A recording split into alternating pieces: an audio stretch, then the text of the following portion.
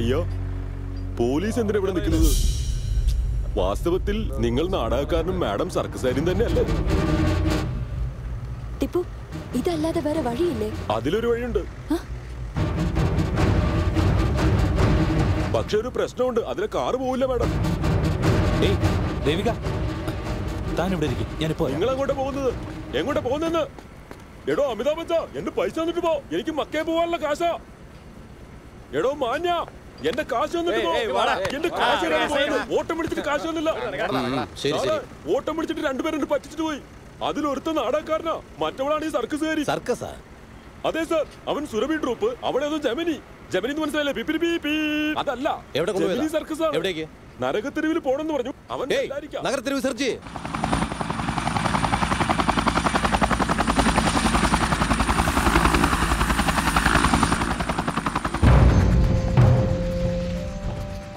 Vehicles waiting ആണപ്പാ. കൈനീട്ടും കൂടെ പോയിട്ടില്ല. കണ്ടില്ലേ? പറയാ. സോറി സാർ, വിചാരിക്കാത്തൊരു സംഭവം നടന്നു. എന്താ നടന്നത്? പള്ളമേട്ട് ജംഗ്ഷന്റെ അടുത്തൊരു പ്രോബ്ലം ഉണ്ടായി. നമ്മൾ മൈനിങ് നടത്തിയ സ്ഥലത്ത് വാട്ടർ നിലച്ചു പോയി.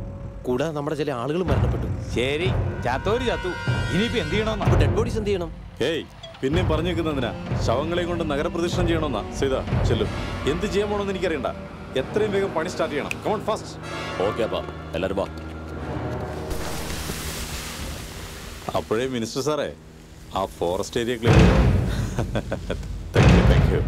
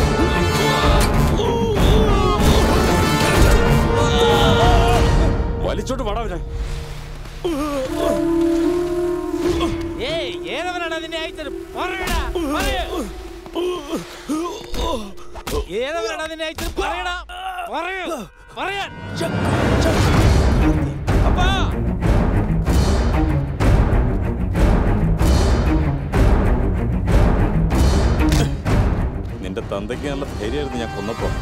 നിനക്കെന്താ? നിന്റെ തന്തയെ കൊന്നോണ്ട് എനിക്ക് മൈൻസ് കിട്ടി. നിന്നെ ഞാൻ ഫ്രീ ആയിട്ട് കൊല്ലുന്നേ. അപ്പാ, ചക്രവർത്തി ജീവനോടെ ഉണ്ട്. അവൻ ചത്തുപോയില്ലടാ. കർണാടക ചക്രവർത്തി ചത്തുപോയില്ലടാ.